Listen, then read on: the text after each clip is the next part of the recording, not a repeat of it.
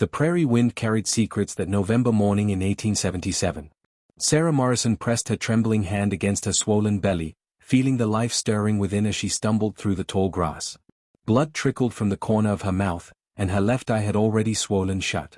Behind her, somewhere in the pre-dawn darkness, she could hear him calling her name. Not with love. Never with love anymore. With fury. She had been married to Thomas Morrison for 3 years, but the man she married had vanished somewhere between the whiskey bottles and the failed crops. What remained was a stranger who saw her pregnancy not as a blessing but as another mouth to feed, another burden in a life already crushed by disappointment. Tonight, when she had asked him to stop drinking, his response had been his fists. Sarah's bare feet found the rocky soil near Crow Creek, and she knew she had crossed onto land that belonged to the Lakota people. Her neighbors back in the settlement had warned her about this territory, filling her head with stories meant to frighten. But Sarah had seen the Lakota from a distance during her time in South Dakota Territory. She had watched them trade peacefully at the post. She had seen mothers holding their children with the same tenderness she hoped to show her own baby. Fear of Thomas outweighed any fear of the unknown. The sky began to lighten, painting the horizon in shades of purple and gold. Sarah collapsed near a cottonwood tree, her body finally surrendering to exhaustion and pain. She wrapped her arms around her belly protectively, whispering promises to the child inside.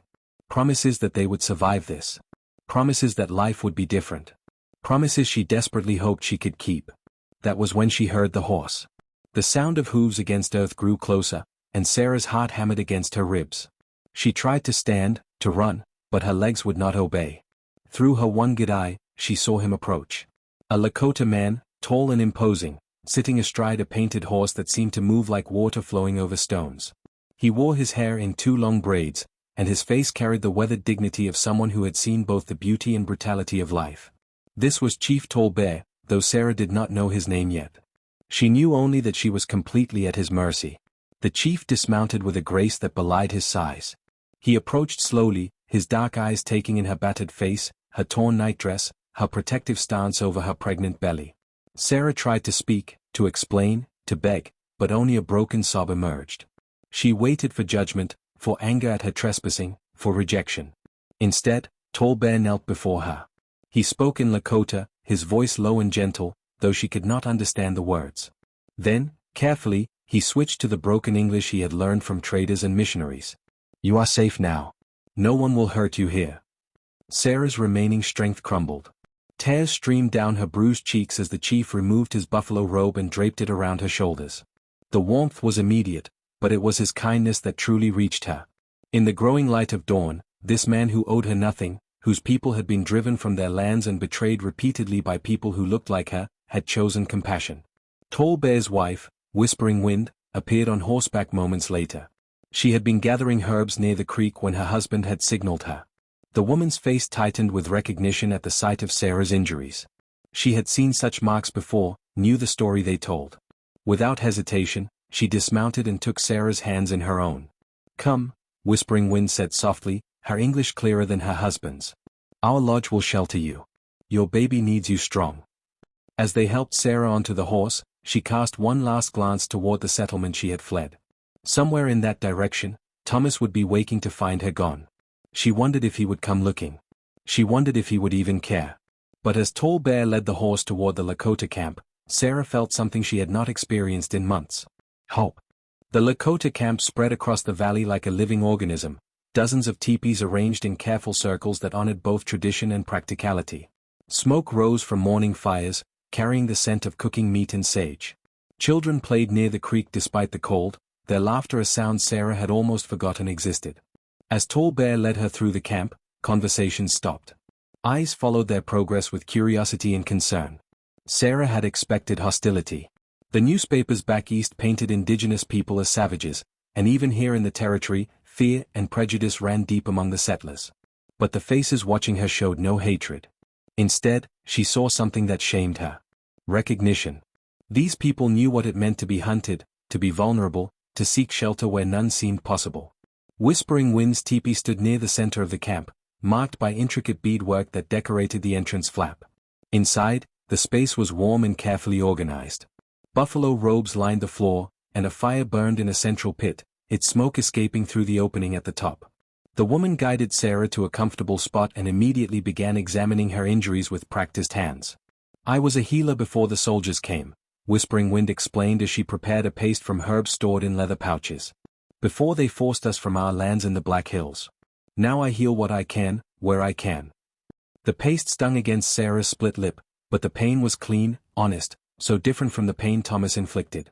As Whispering Wind worked, Sarah noticed the older woman's own scars. A long mark across her forearm. The slight irregularity in how she moved her left shoulder. Stories written on skin, tales of survival that needed no words. Tall Bear entered carrying a wooden bowl of broth. He sat across from Sarah, his presence commanding yet unthreatening. "Your husband," he said carefully. "Will he search for you?" Sarah's hand moved instinctively to her belly. "I do not know. He might. He gets angry when he drinks, and he drinks every day now. I thought when I told him about the baby, he would change. But it made things worse." The chief nodded slowly. His own daughter, Little Dove, was barely older than Sarah. He had raised her to be strong, to choose her own path, to never accept violence as love. "If he comes," Tall Bear said, his voice carrying the weight of absolute certainty, "he will not take you. This I promise." Those words should have frightened Sarah. They spoke of potential conflict, of violence, of consequences that could spiral beyond control. But instead, they wrapped around her like armor. For the first time since her wedding day, someone had chosen to protect her without demanding anything in return. Over the following days, Sarah began to heal. Her eye opened again, though the bruising remained spectacular shades of purple and yellow. Her split lip closed. The constant fear that had lived in her chest began to ease, though it never entirely disappeared. She learned simple Lakota words and taught English in return. She helped Whispering Wind prepare food, her hands remembering skills her own mother had taught her before passing from fever 3 winters past. The camp accepted her presence with remarkable grace. The children were curious but kind, bringing her smooth stones from the creek and prairie flowers already touched by frost.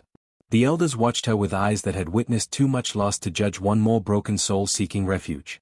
The young warrior stood guard without being asked, understanding that threats could come from any direction. Little Dove, Tall Bear's daughter, became Sarah's unexpected companion. At 19, she was fierce and independent, already refusing 2 marriage proposals because the men did not meet her standards. She taught Sarah how to strengthen her legs with walks through the prairie, insisting that a mother needed power in her body for the birth ahead. "Your baby will be strong," Little Dove said one afternoon as they rested near the creek. "Children born from mothers who fight to protect them carry that courage in their bones." Sarah wanted to believe her. She placed her hand on her belly, feeling the movements growing stronger each day. 6 months pregnant now, her body changing in ways that filled her with both wonder and terror. Would she be a good mother? Could she give this child the life it deserved? And most pressing, the question that woke her in the darkness, what would happen when Thomas finally came? Because Sarah knew he would come. Men like Thomas did not let go easily. They saw their wives as property, their children as extensions of themselves. He would come, and when he did, blood would be risked. That night, as Sarah lay in the teepee listening to the wind whisper across the prairie, she made a silent vow. Whatever came, whoever threatened, she would not go back. Her baby deserved better. She deserved better. And if that meant standing beside people who had welcomed her when her own kind had failed her, then so be it. Thomas Morrison arrived on the 8th day, and he did not come alone. Sarah heard them before she saw them, the harsh voices of angry men cutting through the peaceful morning sounds of the camp. She was helping Whispering Wind tan a deer hide when the shouting began, and her blood turned to ice water in her veins. She knew that voice. It had whispered love once. Now it only knew how to scream. "Sarah. Sarah Morrison. I know you're here. Come out now, and we can settle this without trouble." Tall Bear emerged from his teepee, standing tall and unhurried despite the 6 armed settlers on horseback who had invaded his camp. Thomas sat at the center of the group, his face flushed with alcohol and rage. Beside him rode Marcus Dalton, the largest landowner in the territory, a man whose hatred of the Lakota people was matched only by his greed for their remaining lands. 3 other settlers completed the group, all carrying rifles, all looking eager for confrontation. Sarah stepped forward before anyone could stop her. Her pregnancy was obvious now, her belly round and full beneath the doeskin dress Whispering Wind had made for her. She stood beside Tall Bear, her chin lifted despite the trembling in her hands. "I am not coming back, Thomas," she said, her voice carrying across the camp. I will not raise our child in a home where violence is ordinary and love is forgotten. Thomas's face twisted with fury. He dismounted clumsily, nearly losing his balance, confirming Sarah's suspicion that he had been drinking since dawn. You are my wife. That baby is mine. You have no right to shame me by running to these savages. I had every right to protect our child from your fists, Sarah replied, her voice growing stronger. Around her, the camp had gone silent. Women held their children close. Warriors moved into position without obvious aggression, but their intent was clear. This would not be a simple taking. Marcus Dalton spurred his horse forward, his hand resting on his rifle. Chief Tallbear, this is a matter between a man and his wife. White law says she belongs to him. You are harboring stolen property. Hand her over, and we will leave peacefully. Tallbear's expression did not change, but something in his eyes hardened. Your white law does not govern the heart. This woman came seeking protection from violence. We do not return wounded birds to the cat that broke their wings. That is not your decision to make, Dalton growled. This woman is a citizen of the United States. You are squatting on government land by their mercy alone. Do not make an enemy of us over one runaway wife. The threat hung in the air, heavy with implications. Sarah knew the history, had heard the stories. The Lakota had already lost so much to broken treaties and forced relocations. The massacre at Wounded Knee was still years in the future, but the machinery of dispossession was already grinding. Would they really risk everything for her? Should they? Before anyone could respond, Whispering Wind stepped forward. She moved to stand on Sarah's other side, her presence a statement that needed no words. Then Little Dove joined them, her young face set with determination. One by one, other women of the camp moved forward, creating a wall of solidarity around Sarah. They did not speak. They did not need to. Thomas lunged forward, trying to reach Sarah, but Tallbear moved between them with surprising speed. The chief did not draw a weapon, did not raise his voice. He simply stood, immovable, between the drunk man and the women. You will not touch her, Tallbear said quietly. Not here. Not while I breathe. The other settlers raised their rifles, and Sarah's heart stopped. This was it. This was how her attempt at freedom would lead to bloodshed. She started to step forward, to surrender herself to prevent violence, but Whispering Wind's hand caught her wrist, holding her firmly in place. Wait, the older woman whispered. Trust him. Tallbear raised his hand, and from the teepees around them, Lakota warriors emerged. They carried no guns, only bows and lances, but they outnumbered the settlers 3-1. More importantly, they carried the certainty of people protecting their home, their values, their vision of what was right. The standoff stretched like a bowstring pulled to breaking. Sarah could barely breathe. Her baby moved inside her, as if sensing the tension, and she placed her hand protectively over her belly. Everything she had feared was happening. Everything she had hoped to avoid by running here was materializing before her eyes. Then something unexpected happened. One of the settlers, a young man Sarah recognized from the general store, lowered his rifle. Marcus, he said slowly, maybe we should talk to the marshal about this. Let the law sort it out proper. This does not feel right. Another settler nodded. I came to help retrieve a man's wife, not start a war over one woman. Morrison, if she does not want to come back, maybe there are reasons we should respect. Thomas spun on them, his face purple with rage. You cowards. You would let them keep what is mine? She is not property, the young settler replied firmly. And I will not kill good people to drag her back to a man who beats her. We all saw those bruises when she fled. The solidarity Thomas had counted on crumbled around him. Even Marcus Dalton seemed to recalculate, recognizing that his allies were wavering. This is not over, he said darkly, but he turned his horse. We will go to the territorial authorities. The law will decide. Thomas did not leave with the others. After Dalton and the settlers rode away, he stood alone in the center of the camp, swaying slightly, his rifle now hanging uselessly at his side. The alcohol that had fueled his courage began to fade, leaving behind something Sarah recognized too well. Not anger now, but the toxic mixture of self-pity and desperation that she had learned to fear almost as much as his rage. Sarah, please, he said, and his voice broke. I need you. I cannot manage alone. The farm is failing. Everything is falling apart. Come home. I will change. I swear to you, I will stop drinking. We can start over. Sarah had heard these promises before. After the first time he struck her, he had wept and begged forgiveness. After the second, he brought her wildflowers and spoke of his difficult childhood, his father's cruelty, the weight of trying to make something from nothing in this harsh land. Each time, she had believed him. Each time, she had accepted that love meant enduring, forgiving, hoping. But she carried more than herself now. "Thomas," she said gently, though her heart hammered with the effort of each word, "you have said these things before. You have promised before. And I believed you because I wanted to believe that the man I married was still there somewhere. But he is not. Or perhaps he never was. I confused your need with love, your possession with protection." "I do love you," Thomas insisted, taking a step forward. Tall Bear shifted almost imperceptibly, ready to intervene, but Sarah shook her head slightly. She needed to do this herself. "Love does not leave bruises," Sarah said, her hand resting on her belly. "Love does not make me flinch when you raise your voice.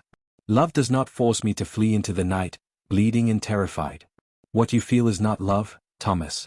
It is ownership. And I am no longer willing to be owned."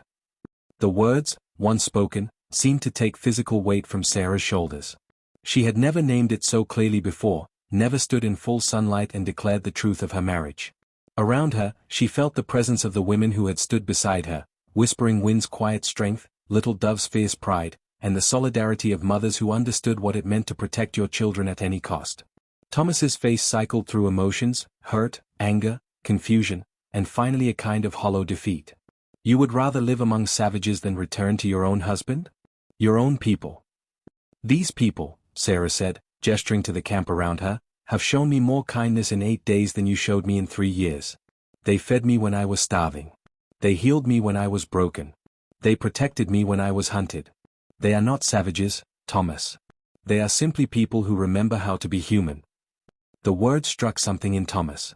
Perhaps it was the quiet certainty in Sarah's voice, or perhaps it was simply that the alcohol had worn off enough for shame to creep in. He looked around at the watching faces, at Tall Bear standing like a mountain between him and his wife, at the warriors who had been prepared to defend a woman not of their people. "What am I supposed to do?" Thomas asked, and for a moment he sounded very young, very lost. "Live your life," Sarah said. "Heal yourself. Stop drinking. Find peace. But do it without me. I am sorry for the pain this causes you, but I am more sorry for the years I allowed you to cause me pain." Thomas opened his mouth to argue, to plead, to rage, but something in Sarah's expression stopped him. He had lost her, and on some level, he knew it. Without another word, he turned and walked to his horse. The camp watched in silence as he mounted and rode away, his shoulders slumped, a man who had come for war and left with only the wreckage of his own making. When he disappeared from view, Sarah's legs gave out. She sat down hard on the cold ground, and great shaking sobs tore through her body. But they were not tears of sadness. They were the release of years of tension, of fear, of pretending that tomorrow would be different when it never was. Whispering Wind knelt beside her, holding her as she wept, rocking her gently like the child she carried. That night, the camp held a ceremony. Tall Bear explained that it was tradition when someone made a choice that altered the course of their life, when someone stepped from one path onto another. Sarah sat beside the fire, wrapped in a buffalo robe, watching the dancers move in ancient patterns while drums echoed across the prairie. Little Dove sat beside her, translating when the elders spoke. They told stories of courage, of people who had to leave behind what they knew to find what they needed. They spoke of women who had fled violence, of men who had chosen peace over revenge, of communities that had opened their arms to strangers who became family. "You understand," Little Dove said quietly, "that the authorities will not simply forget this. Marcus Dalton will push for your return. The government uses any excuse to make trouble for our people. By staying, you bring that trouble to our door." Sarah had thought of this, had agonized over it through sleepless nights. "I can leave," she said. "I can go somewhere else, somewhere far from both Thomas and your people. I do not want to bring harm to those who have saved me." "That is not what I am saying," Little Dove interrupted. "I am saying that trouble will come whether you stay or leave. So the question is not whether you should go to protect us. The question is whether you are strong enough to stand when it arrives." Sarah looked down at her belly, at the life growing there that depended entirely on her choices. She thought of her mother, who had died when Sarah was 15, leaving her alone and frightened. She thought of the young woman who had accepted Thomas's proposal because she was afraid of being alone forever. She thought of every choice driven by fear instead of strength. "I am tired of running," Sarah said finally. "I am tired of being afraid. If staying here means facing authorities or prejudice or whatever comes, then I will face it. My baby deserves a mother who stands her ground. Little Dove smiled, fierce and proud. Good. Because we are tired of running too. Winter arrived early that year, sweeping across the prairie with winds that cut like knives and snow that buried the land in white silence. Sarah's belly grew round and full as the world outside grew cold and harsh. The territorial authorities came twice, federal marshals demanding that Sarah return to her legal husband, citing laws that treated women as property and indigenous land as temporary concessions. Each time, Tall Bear met them at the edge of camp with quiet dignity and immovable resolve. Each time, they left without Sarah, frustrated by the careful balance of law and humanity that the chief navigated with practiced skill. Marcus Dalton pushed harder, writing letters to congressmen, stirring up settlers' fears about indigenous people harboring white women. Newspapers ran stories painting Sarah as either a victim held against her will or a traitor to her race, depending on the publication's politics. The truth, as always, was more complicated than any headline could capture. Through it all, Sarah prepared for motherhood. Whispering Wind taught her the old ways of birthing, the positions that helped babies come easier, the herbs that strengthened a mother's body, the songs that had been sung for generations when new life entered the world. Sarah learned to speak Lakota with increasing fluency, her tongue wrapping around sounds that had seemed impossible weeks before. She learned to tan hides, to sew with sinew, to find food in a landscape that seemed barren to untrained eyes. The women of the camp embraced her fully now, not as a guest or charity case, but as one of their own. They had watched her stand against Thomas. They had seen her refuse the easy path of return. They recognized in her something they valued, the willingness to choose hard truth over comfortable lies, the courage to build a new life from the ashes of the old one. On a night in late December, when the wind howled like wolves around the teepee, Sarah's labor began. The contractions started gentle, almost polite, but grew in strength as the hours passed. Whispering Wind stayed beside her, guiding her breathing, massaging her back, speaking words of encouragement in 2 languages. Little Dove held her hand, squeezing back just as hard when the pain peaked. Other women came and went, bringing warm water, clean cloths, their presence a web of support that held Sarah together when she thought she might break apart. The pain was extraordinary, beyond anything Sarah had imagined. But woven through the pain was something else, something powerful and ancient. She was doing what women had done since the beginning of time, bringing life from darkness into light, transforming suffering into joy. When she thought she could not endure another moment, she thought of Thomas's fists and realized she had survived worse. When she wanted to scream that it was impossible, she remembered standing before the settlers and declaring her freedom. Dawn was breaking over the prairie when her daughter finally emerged, slippery and perfect and furiously alive. The baby's first cry rang through the teepee like a bell announcing victory. Whispering Wind placed the infant on Sarah's chest, and Sarah looked down into dark eyes that held the whole universe. "She is beautiful," Whispering Wind said softly. "What will you name her?" Sarah had thought about this for months, considering names from her own family, from Thomas's, from the books she had read. But looking at her daughter now, born in a Lakota teepee, delivered by Lakota hands, welcomed into a community that had redefined family for Sarah, only one name felt right. "Hope," Sarah said. "Her name is Hope." Because that was what this child represented. Hope that violence did not have to be destiny. Hope that family could be chosen as well as born. Hope that love existed beyond possession, beyond ownership, beyond the narrow definitions Sarah had been taught. Little Dove brought Tall Bear to meet the new arrival. The chief looked down at the tiny bundle and smiled, his weathered face softening. "She will grow strong here," he said.